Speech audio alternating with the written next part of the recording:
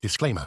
Opinions expressed are those of the content creators and do not represent any employer or entity. The information shared is for informational purposes only and should not be construed as medical advice or used in any legal capacity, including establishing standards of care. All efforts have been made to comply with HIPAA regulations. No guarantees are made regarding the accuracy of statements or opinions provided. Interaction with the podcast does not establish a doctor-patient relationship. Please enjoy this podcast responsibly.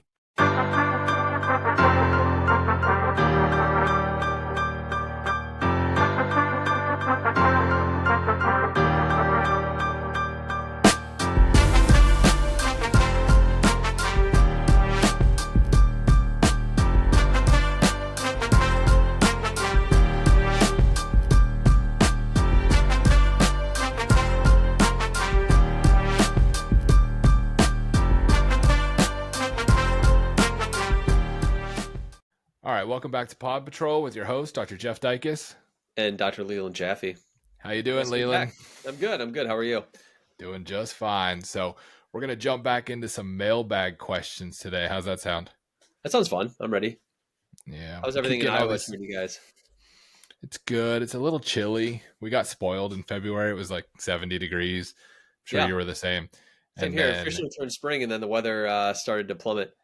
Yeah, I knew. That's what I said back in February. I was like, we're going to pay for this somehow. 70 degrees in Iowa in February, something's wrong. That means it's going to snow in like May or something.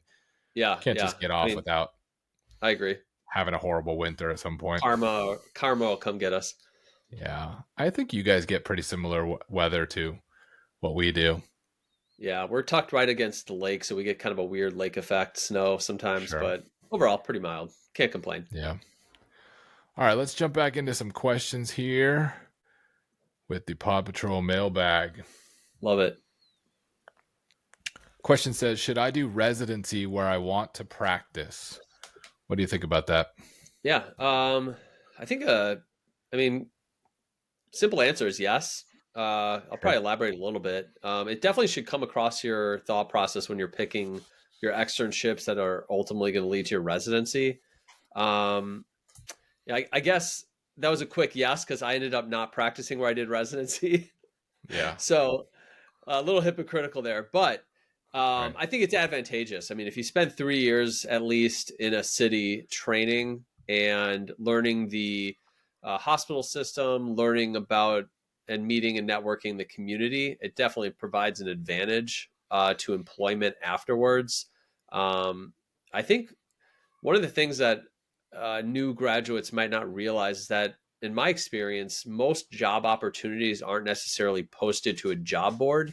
It's either recommended by one of your attendings or really through word of mouth, or somebody reaching out to your director asking if they have a qualified candidate for a particular position that's hiring. So that, to me, that's where a lot of the kind of hidden gems of opportunities are located. So doing a residency where you want to practice really could help provide that pathway. Yeah, I agree with that. I think it makes a whole lot of sense to do that, as long as the residency is somewhere that you want to go. I wouldn't sacrifice great training to go to a residency that isn't as good just because you want to live in that place someday. I think there's a trade-off there. But certainly I agree with you. Some of the best jobs are never advertised. It's just kind of, hey, we were thinking of hiring someone. And if you're at a residency in a city, you're way more likely to hear about that job, network, be affiliated with a certain hospital or a certain group, and kind of have your foot halfway in the door compared to someone across the country that says, hey, I want to come and work there. Well, they don't really know you. You might be better or worse, but they don't really know you. And they tend to favor the people that they already know, especially if they like them. Yeah, I agree. And I think the first thing you said is probably the most important. Don't sacrifice your training based on geographical location, right? Mm-hmm. You only get 3 years to get that training, to get that hands-on one-on-one training with your attendings and the other faculty members of the program. So a good program that really suits your needs is going to really impact the trajectory of your career. So I strongly agree with that. Mm-hmm. We moved halfway. Go ahead. Yeah, no. Yeah. I mean, my current position where I work right now was never posted on a job board. I mean, it was eventually posted to the HR department at the university, but I was never looking through that. It was just presented to me through word of mouth. Some of the faculty, some of the alumni that I knew were basically looking around for someone that kind of fit what I was regarding where I was in my career and what I was looking to achieve professionally. So that's kind of how I found my role right now. So yeah, a Mhm. lot of it's through word of mouth. Yeah, for sure. Yeah. Yeah. Yeah, we moved halfway across the country with no intentions to stay in Pittsburgh, but kind of were targeting, you know, a great residency without any intention of living there. We knew that we wanted to live in Iowa, but the residency options here are much less in terms of number. There aren't the number of spots and they're more Right. spread out. So it just wasn't Yeah. feasible to try to match two people to these spots.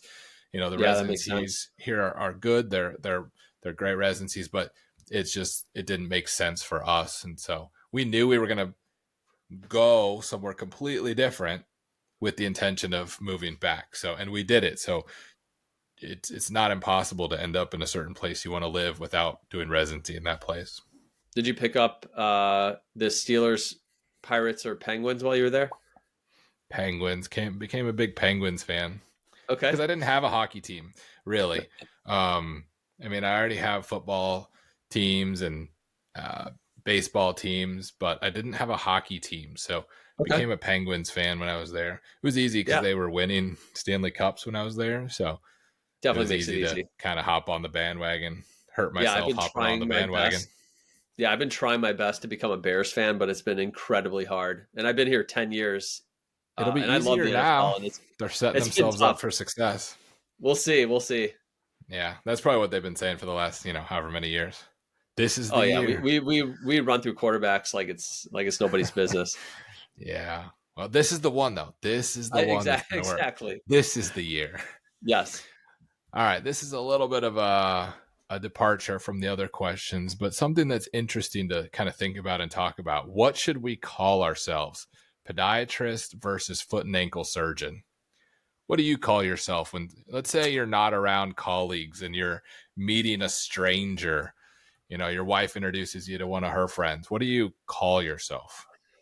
Yeah. Well, I guess it depends how medically inclined they are. I might call myself a foot doctor to the Hmm. non-medical Sure. uh, personnel or person, I should say. But if I'm, when I write a blog post, for example, and I'm signing my name, I'm probably going to write something along the lines of either podiatric physician or podiatric foot and ankle surgeon. Something along those lines are what I'm including. I definitely never eliminate the word podiatrist, Yeah. but it's going to be podiatric something. I agree Um, with you. I think yeah, it's weird that some people or whoever have moved away from saying the word podiatry or podiatrist. It just feels so disingenuous to yes, me to not call yourself what you really are. If you didn't want to be a podiatrist, you shouldn't have gone to podiatry school, right? That's what you are. If you don't want to be a dentist, you shouldn't go to dental school. So I don't hear a dentist calling themselves a tooth and gum doctor surgeon. Like it was like he'd be like, no, you're a dentist. Why are you saying that? Like, what are you talking about? oddly, I understand what you're saying there, but no, for sure, for sure. I mean, it is a little bit misleading, and I think when you say foot and ankle surgeon or uh, fellowship trained foot and ankle surgeon, I think there's kind of a confusion. Are you a foot and ankle orthopod, and you're going to take Right. general call and be part of that? Or are you, Yeah. so it is a little bit misleading in a sense. And I think it sort of, I don't know, probably demonstrates that you're not as proud of the origin of your education or Yeah. where what your roots are. I agree. So yeah, it can be a little bit misleading, and I definitely would keep any, again, I think you can really use a lot of different terminology, but that podiatric in front of it is going to always exist when I sign my name anywhere. Yeah. I think that the only way to change the perception of something is to continue to utilize the name podiatrist and advance the profession and the field, thereby changing the interpretation of that name. If someone calls themselves foot and ankle surgeon, they are not then advancing the field of podiatry, because people are drawing maybe a distinction in their mind between those two things. But if you continue to call yourself a podiatrist, I'm a fellowship trained podiatrist. Oh, well, I didn't know podiatrists could do fellowship or did fellowship. Like, that in and of itself is already advancing the field. And you Yeah, I show up and you agree. do a good job and you tell them, oh, here's our training and here's what we do. Wow, that's a heck of a lot of training. You've been studying this foot and ankle for how many years? Wow, that's amazing. So in my mind, it's just disingenuous to not say the word podiatry. People can call themselves whatever they want, right? They can. I don't. No, absolutely. People shouldn't care what I call myself. You can call yourself whatever you want, but I just think it just is a little weird that some people have strayed far away from using that term, because the only way the interpretation of what a podiatrist is, and some older people connotate that with, cutting toenails and doing, chiropody or whatever, versus what we do now with a 3-year surgical residency is completely different. But that's the name. So the more you use it, the more the new generation is going to associate that with what we do, versus this different name calling is more confusing to the general population than anything. Yeah, I think, yeah, and I agree. I think we should be proud of our who we are. I think that the APMA, ACFAS, national organizations are really working hard to uh, demonstrate who we are to the general public, right? So that there's no confusion that you're a trained podiatrist in 2024. This is what your capabilities are going to be. And I know that we're working really hard on that brand recognition, so that, very analogous to what you said. When someone hears the word dentist, they know exactly who they are, what they're trained to do, and likely what services you're going to get when you go to their office. Right. Same thing. Same thing when you say the word podiatry or podiatrist. It's going to be hopefully working towards that same recognition, where people hear that term, they know exactly what they're qualified to do based on the standardization of training in 2024. Mm-hmm. Yeah, I think it's interesting to think about, or at least create some pause in some people's minds about Yeah. what they call themselves and how Yeah, they let's not introduce. lose our identity, right? Yeah, I think so. I think that's reasonable. Yeah. Next question: should I buy a house or rent in residency, and then should I buy a house or rent in my first job? Yeah. In Why don't you take this one residency, first? What do you think? yeah, in residency, you're going to be there 3 years. If they have a fellowship, or there's a few that are 4-year programs, you're going to be there only 4 years. The break even point on a mortgage is not 3 or 4 years. And with interest rates the way they are, I haven't calculated it recently, but it's definitely not 3 or 4 years. Typically, it's 6, 7, 8 years on a break even. If you're lucky, if you find a great deal on a house and the market's hot and it goes up in price, okay, that's going to vary. In residency, we rented a place. The benefits of renting are a few. You're not paying a mortgage. You can leave at the end of your lease and not have to worry about selling anything. You just up and leave. Hey, next week, I'm out. See ya. Bye. I'm done. Moving on. When it gets to the first job, though, that's a little tricky, because you don't know how long you're going to be at your first job. I don't know what the statistics are, but I remember hearing that it's a staggeringly high number of people don't stay at their first job. Even though Sure. you think you might, oh, I love this. It's going to be a great job. I'm so excited. Here I go. The majority of people, I know it's a majority, I'm pretty sure it's more than 50% of people do not stay at their first job. Whether they Yeah. stay in that same city, well, that's a little different. They might be able to keep a house and go to a different job in the same city. But you have to keep that in mind. Just because you think you're going to stay at your first job, you might not. What do Yeah. you think? Yeah. I mean, first thing that comes to my mind is a house is a money pit. Yeah. So I tomorrow we have these people coming to seal a crack in our foundation, and let me tell you, for anyone that doesn't own a home, there's nothing that's cheaper than $1,000 to fix and repair in your house. Mm-hmm. So Mm-hmm. My understanding of this question is pretty similar to what you said, is if you don't plan to stay at your property for at least 5 to 7 years, you shouldn't Hmm. be buying. Yeah. Because you're not going to get the return on that investment. We came out of a weird period over the last few years where the equity in homes skyrocketed. So Yes. no, that was definitely a good time. If you owned a home, pre-pandemic till now, you definitely saw the equity in your house probably go up drastically. But that's kind of coming through that inflationary period. It's kind of a weird time with the pandemic and such. But yeah, if you're not staying at a house, we rented as well too through residency. When you rent a home too, as soon as the furnace goes out, you call the guy, and your landlord fixes it. As soon as anything breaks, Yeah. you're not required to fix these repairs and such, and you're also more um, uh, trying to think the right adjective, but you're more mobile. You can move around really easily, and finish out your rent and move somewhere else the following year if you want to. You're definitely more flexible from that standpoint. Um, Yeah. First job, we did buy a house. Our first job when I moved to St. Louis. We did too. In hindsight, it worked out fine. Um, I think I didn't have an appreciation or really a strategy for paying off my loans while still trying to own a property.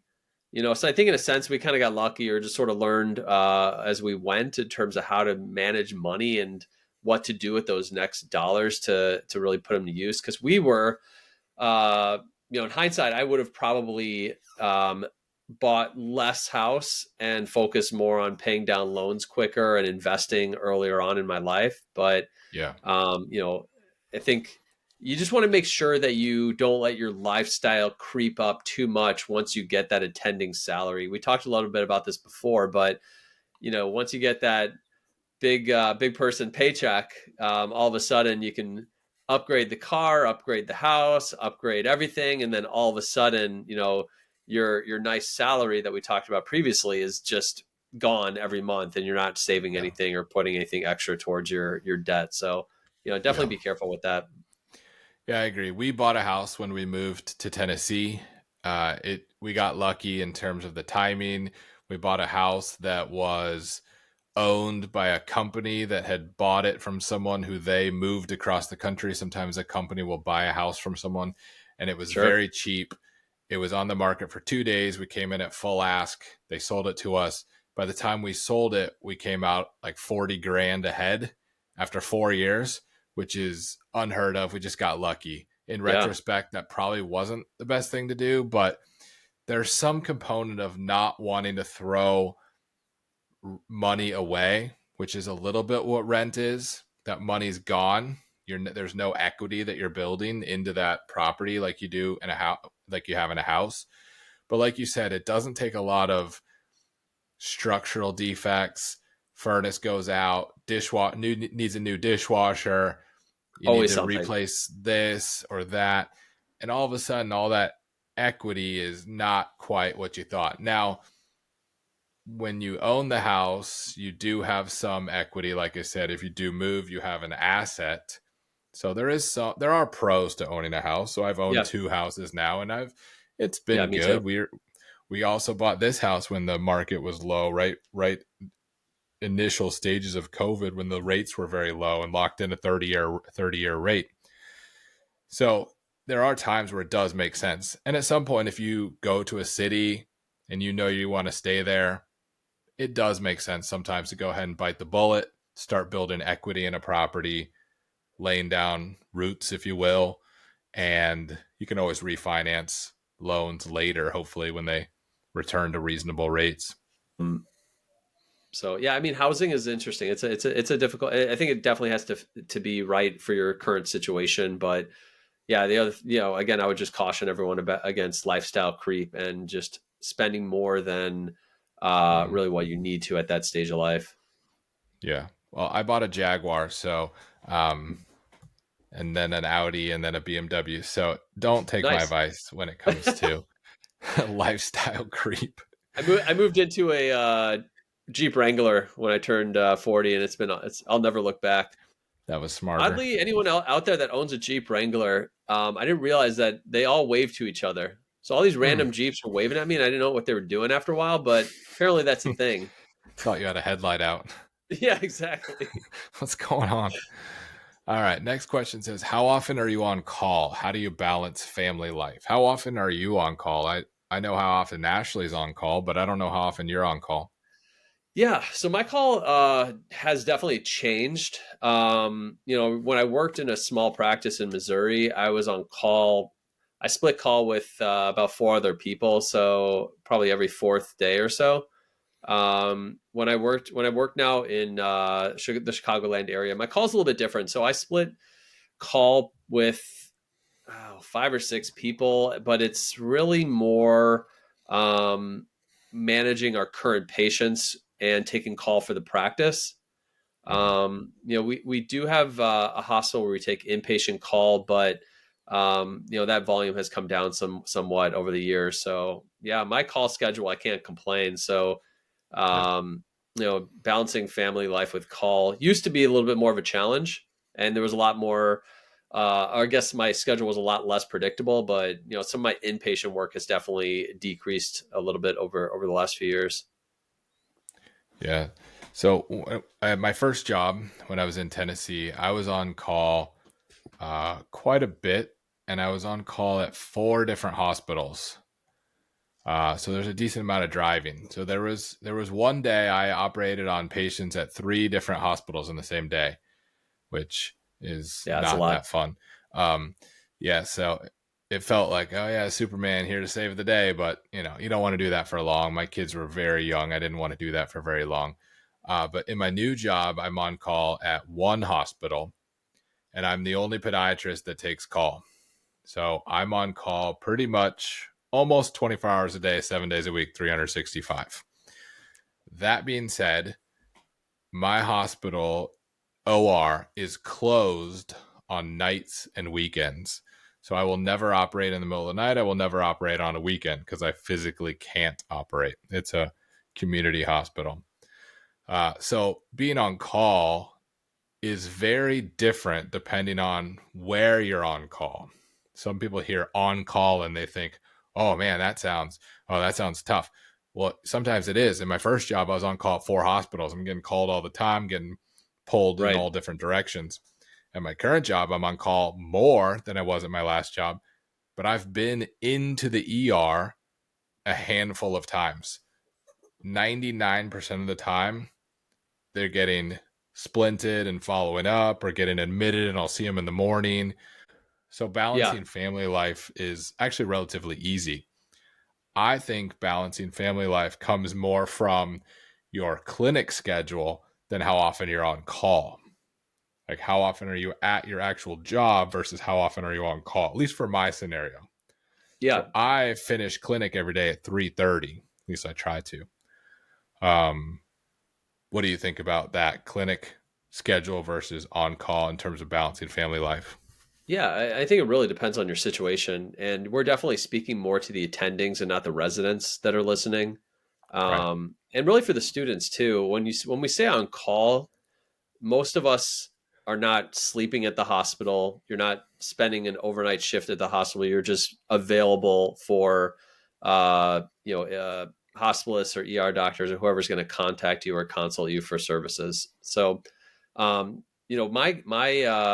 say the most time consuming part of my clinical experience is it's paperwork, it's charting, it's contacting patients after clinic to coordinate care and such.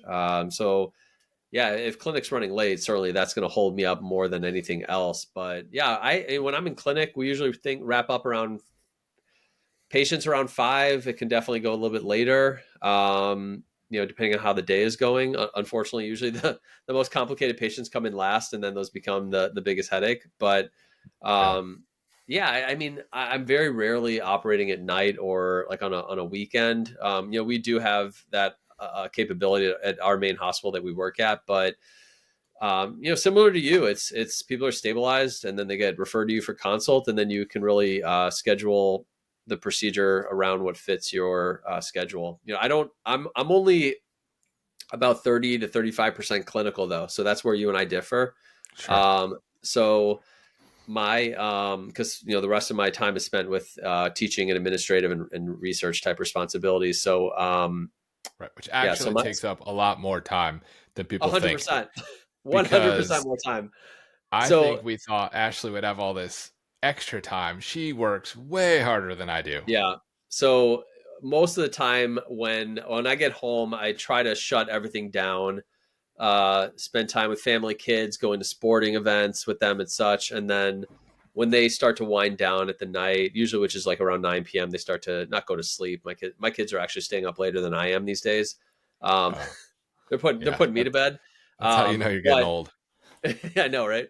No, but once they start winding down, then it's usually time for me to usually pick back up and field emails and just kind of get things prepped for the next day, whether it's lecture prep or other administrative type responsibilities. But yeah, I think it's just finding a way to be more time efficient, right? Not spending an hour flipping through Instagram or TikTok. It's just a matter Yeah. of just making sure that you're being time efficient with and not wasting time.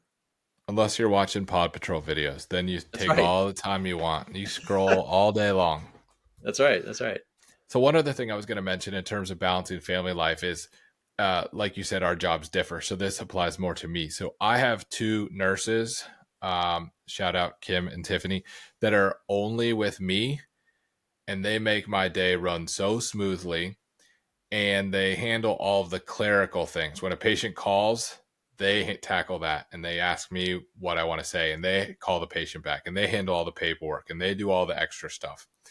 And I'm also in the process of bringing on a PA that I'm splitting with my orthopedic colleague in order to redistribute some of the work that is to be done and be able to spend more time with family and spend time at home. So there are ways that you can leverage people to help you to balance out family life. Now, Yeah. those things cost money.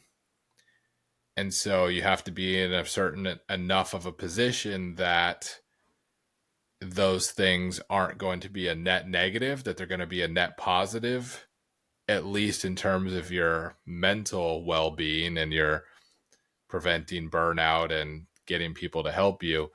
So not everyone's in that situation, at least financially, but those are things that you can do to kind of set yourself up to take some of the things off your plate as you get some people in good positions to kind of help manage some of that extra work. Yeah. Good advice to the students out there. You take care of your nurses and your medical assistants. They will make your life easy. Oh yeah. Next question. What are the steps of starting a new job? So this is one thing that nobody sat me down and said, okay, step one, do this. Step two, do this. It was kind of like you kind of stumbled through it the first time.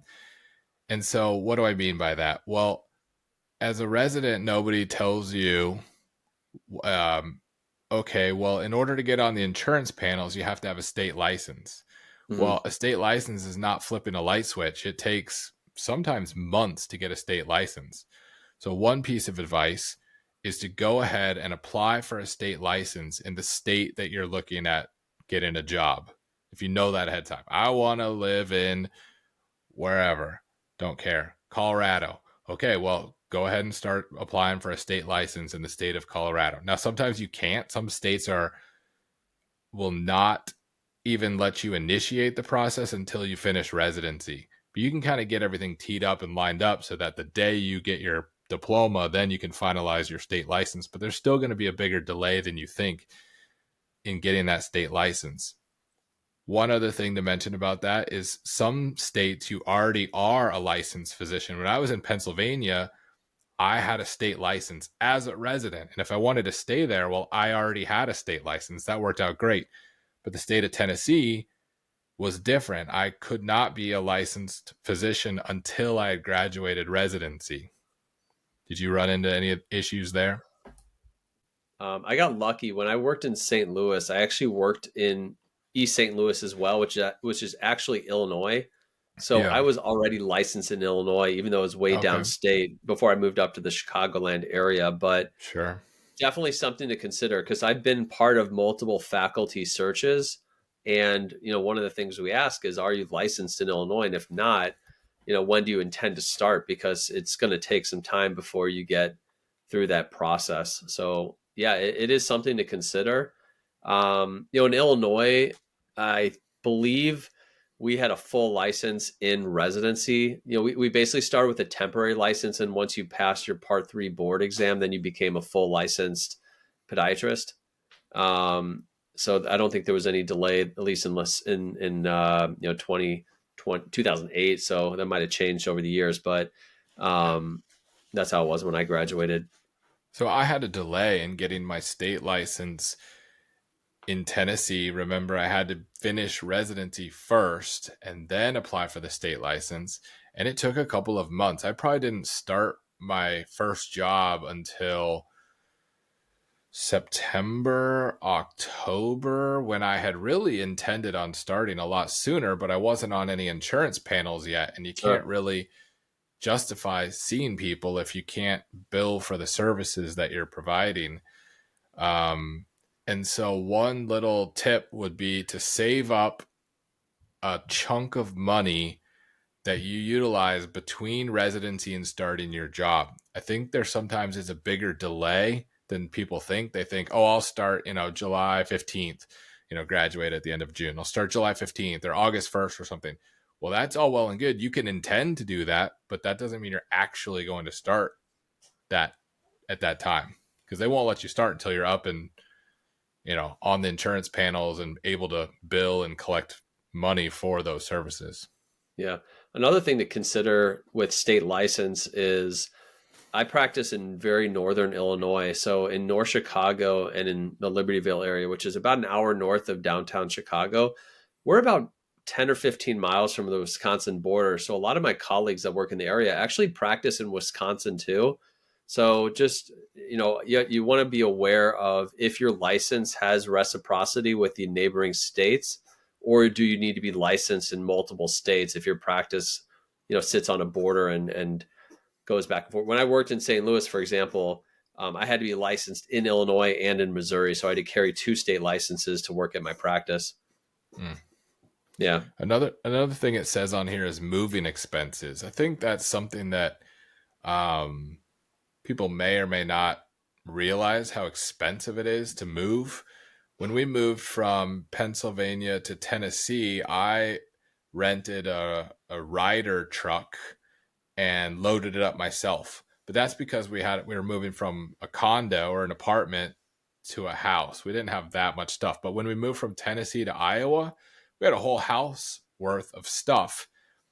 And my job gave me, I think it was $25,000 towards moving expenses. And we used the vast majority. No, that's not true. Maybe it was 10,000. I think it was 10,000 and we spent 9,000 of that on moving expenses. That sounds and about it was right. like, wow, that goes quick. So you could also think about negotiating that as part of your contract, getting a little bit of an upfront sign-on bonus or moving expenses or something paid, because that's a big chunk of cash right off the top if you didn't anticipate that. I remember when I could fit my whole life into my 1989 Acura Integra. Ooh. Back in college. Yeah. It's amazing how little you can live on. Part of my salary too, there was a moving stipend that we had. I don't think it was quite as generous as yours, but it was definitely to move from St. Louis to Chicago. This was in 2015. And we moved again a whole house with 2 children worth of stuff. I would say it was somewhere in the realm of $7,000-8,000. Yeah, it's expensive. Yeah. The other thing I just thought of that I haven't thought about in a while because I wanted to bury this horrible memory, which is when I was at my last job, I had to pay a malpractice tail. Likewise. So I'm not an expert in malpractice and claims base and occurrence base and all these things. I try not to think about it too much. But if you are on, I'm going to mess it up, so I'm not even going to say which one. If you're on one of those, then you're going to have to pay a malpractice tail, which means they are going to then ask for a certain large chunk of money to cover you for any malpractice that pops up after you've left that job. Yep. and I think I had to pay that. I got a signing bonus of $25,000. It was $22,000 or $23,000 for a malpractice tail, and you Me just too. write a check like, here you go, Me too. It keep my was coverage going. It's my hand was like crazy. shaking as I was writing that check. It's But I ridiculous. had the exact same experience when I left. My tail coverage was again in the mid 20s, Yeah. which And is like, it'd be oh, stupid not to spend that money. That's a good investment that you hope you never have to think about again. But if you don't do that, you're really opening yourself up to don't skip on a big tail. problems. Yeah. That would That be would a be a recipe bad, for bad. financial disaster. That would be a mess. Don't do that. Yeah, that what you definitely uncovered some I feelings told in me you, that I I had buried buried down that there deep. horrible, horrible memory I had buried deep inside. I hadn't thought about in years. Oh, I was that's a like, lot of man, this money. could have knocked off a nice chunk of student loans, but it's going to this Yeah. tail coverage. Ugh. I could have upgraded my Jag to a Yeah, no doubt, no doubt. 911 turbo or something. There you go. Hmm. All right. What's the best residency for a couple and best job? So that's a question that I get a lot because I am a podiatry couple. It's a difficult question to answer with no real right answer. We got the question, so I put it on here just to kind of give it an answer. Sure. The best residency is whatever is a good fit for you. If you feel like that makes sense to go to a residency with more residents per year, like I did, we had 6 per year and we were 2 of the 6.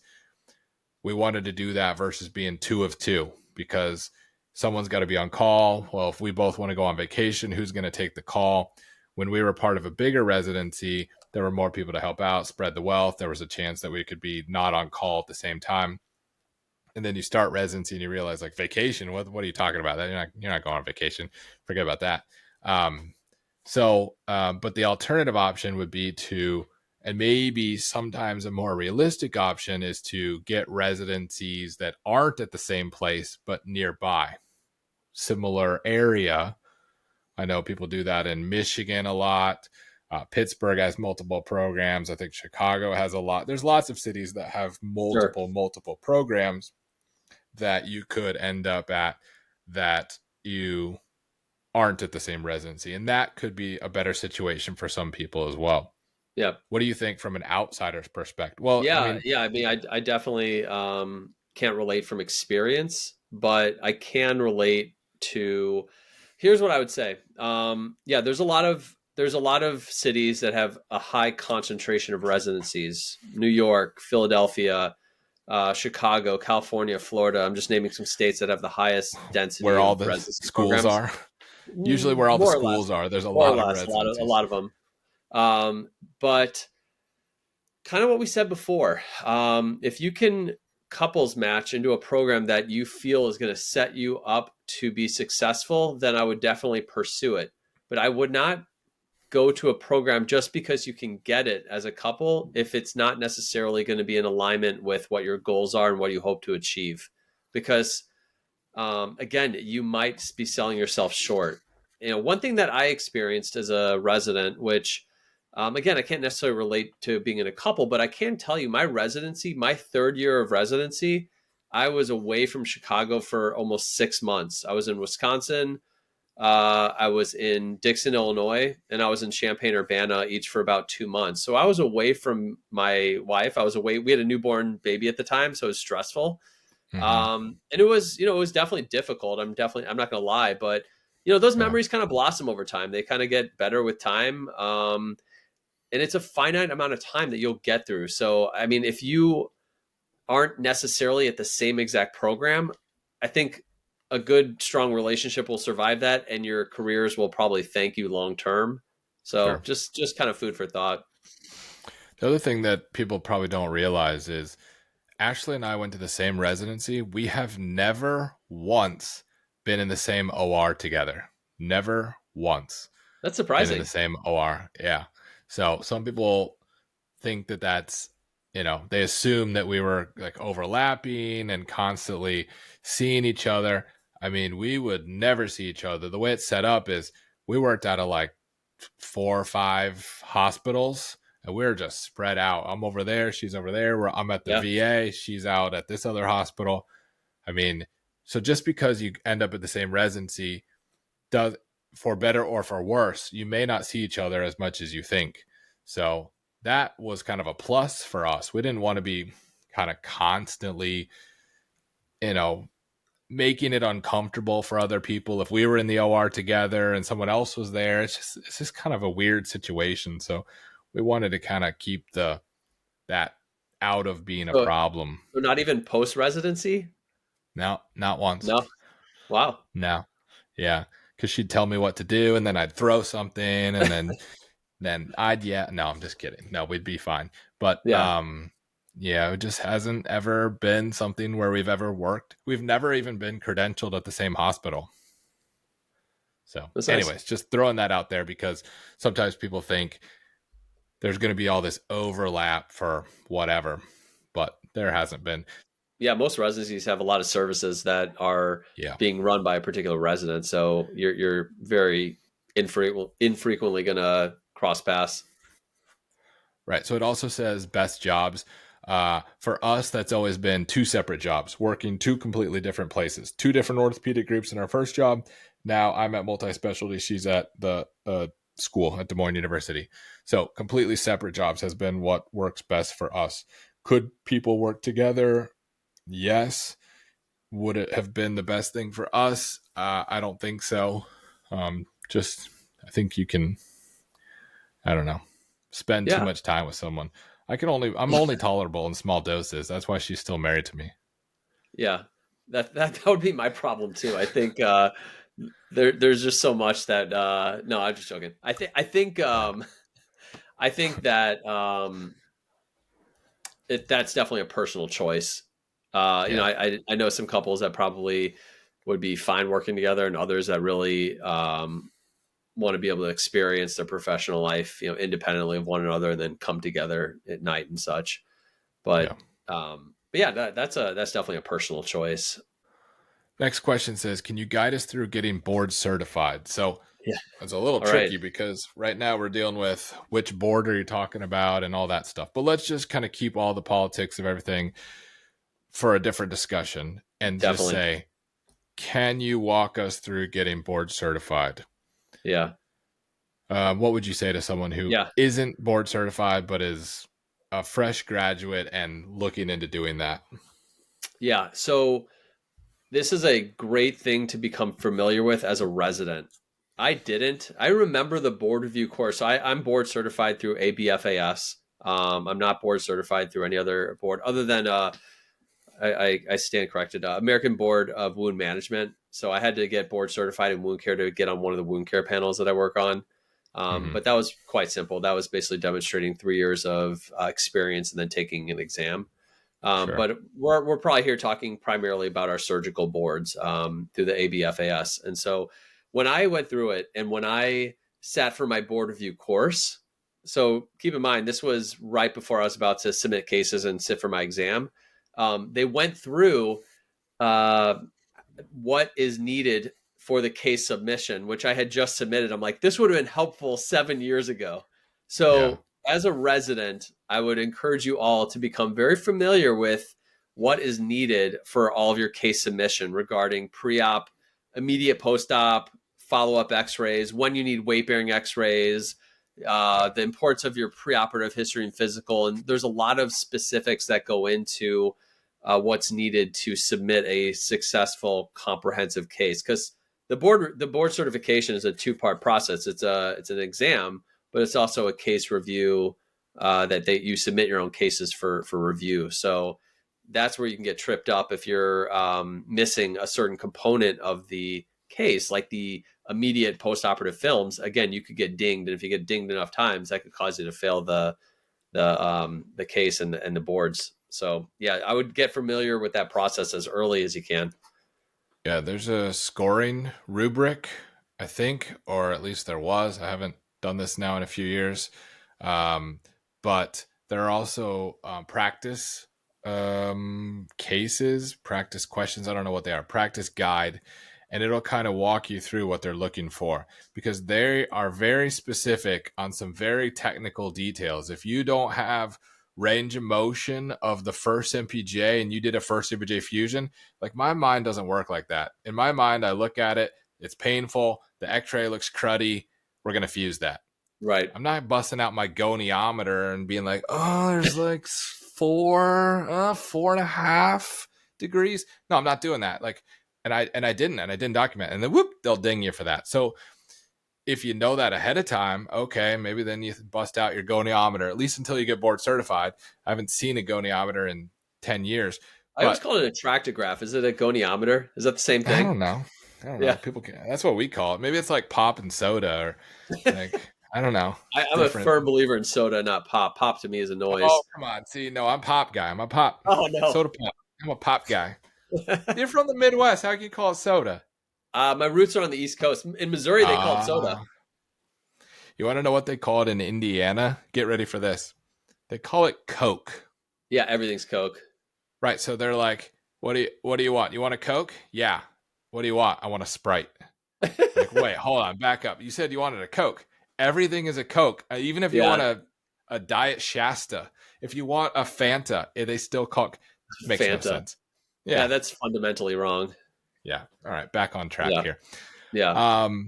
Getting board certified. So one mistake that I made, learn from me, don't do this. When I graduated residency, I thought, I will worry about that later. I've got plenty of time. I will worry about that later. Well, later came and I changed jobs. And it created some issues for me when I changed jobs and having a lack of follow-up. I did some cases a month or two before I left. I submit the cases. All of a sudden, it looks like I don't have enough follow-up. This caused some issues. I would not recommend putting it off. I would recommend go ahead, do it as soon as you can for two reasons. Number one, you're more likely to have the amount of follow-up for these patients that you need. And number two, if for some reason you don't pass, you have more chances to try again before the 7-year, seemingly arbitrary time limit runs out. So I would not postpone that. Yeah, I sat for my boards in 2015. That was the same year I moved from St. Louis to Chicago. So when I was doing the case review section, actually getting the medical records and the x-rays from some of the hospitals in St. Louis was one of the most challenging treasure hunts I've ever gone on. This was a ridiculous scavenger hunt, and the hospitals kept telling me that they can't for HIPAA reasons, and I kept having to appeal that with the help of the board, and it was just a headache. So yeah, I agree. I did do the same thing. Yeah, it was a nightmare. I did the same thing. So I wish I hadn't have put it off, because it's one of those things you just think, I got plenty of time, I'll figure it out later.